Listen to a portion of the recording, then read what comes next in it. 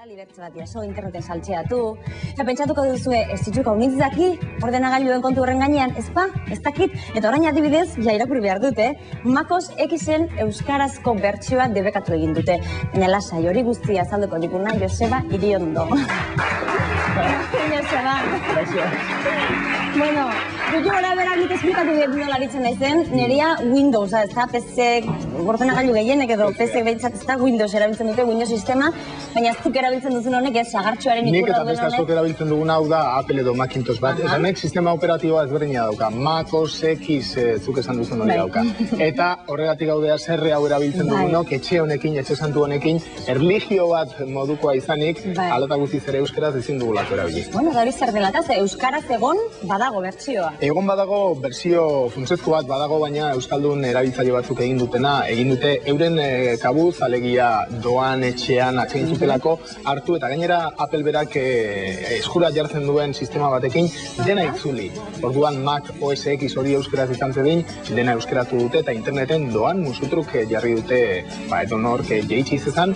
Eta orduan zer iritsiko, eta hemen ikusten duzun eskutitzau, Macintosh berak hain justu ere Kaliforniatik bidalita esanaz, Dear Jose, X eta guzti gainera, etzazue hori gehiago erabili baimenik ez duzuelako. Beraz, kendu internetetik berehala zuek itzuli duzuen hori guztia. Baina, norbait pentsatzen hori ez da, negozio egin nahi zutela beraien kontura, beraien bertsio hartu euskaratuta saldu edo, baina zuk eran duzun doainek interneten. Doainek zuten lana eta doain eskaintzen zuten. Baina azken batean, eta Jose Rojasek ala saldu digu nahi zutena, edo Appleek eurek pentsatzen duten nahi dutena da, nolabait euren kontrolpean ez dagoen sistemarik eta itzulpenik eta horrelakorik ez egotea. Orduan esan diete, hori quieto oraingoz, ekainean hitz egingo dugu, baina ordurarte euskal erabiltzaileok, Apple eta Macintoshen erabiltzaileok ezin duzu inolaz ere, euskaraz zuen ordenagailurik erabilia, zumatean emaitza ondorio hori delako.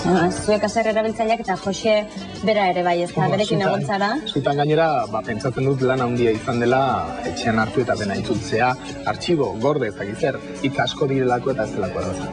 Ia, ikusi ezagun? Kontu hori egon baten zabaldu, eta non aurkituko genuen, Appleetik Kaliforniak zuzenean etorretako mezu bat.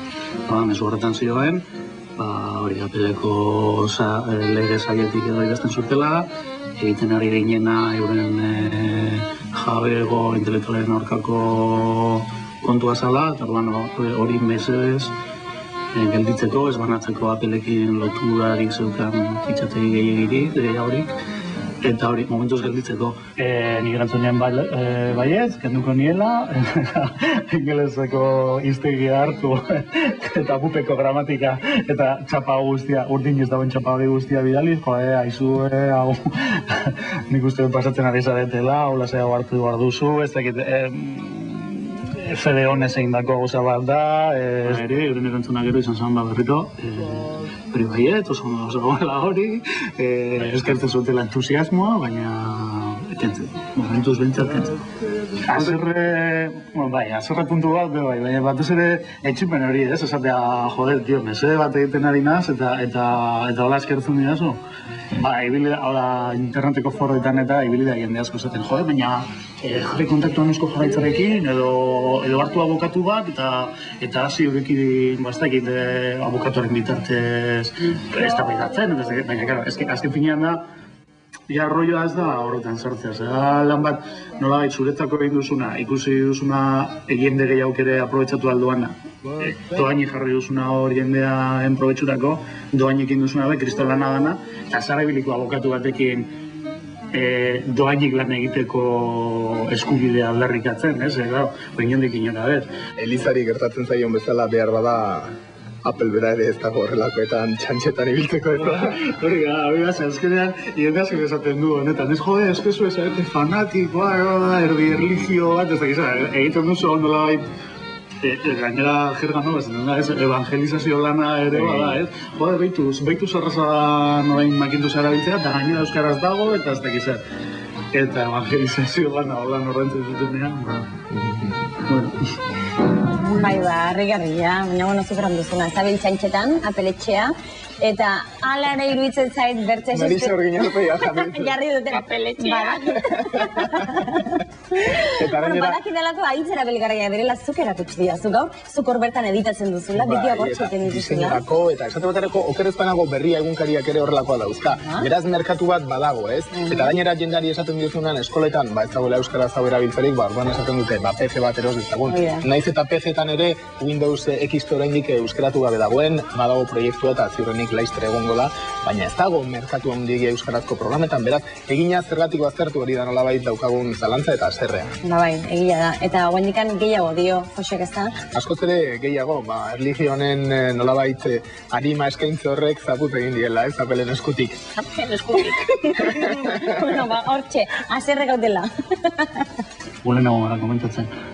Antza Microsoft egin eroela Windows XP euskaratu, ez dakiz baina, bueno, zurrumurro ez dakiz zehatzen behar zertatu da nopekin, ez?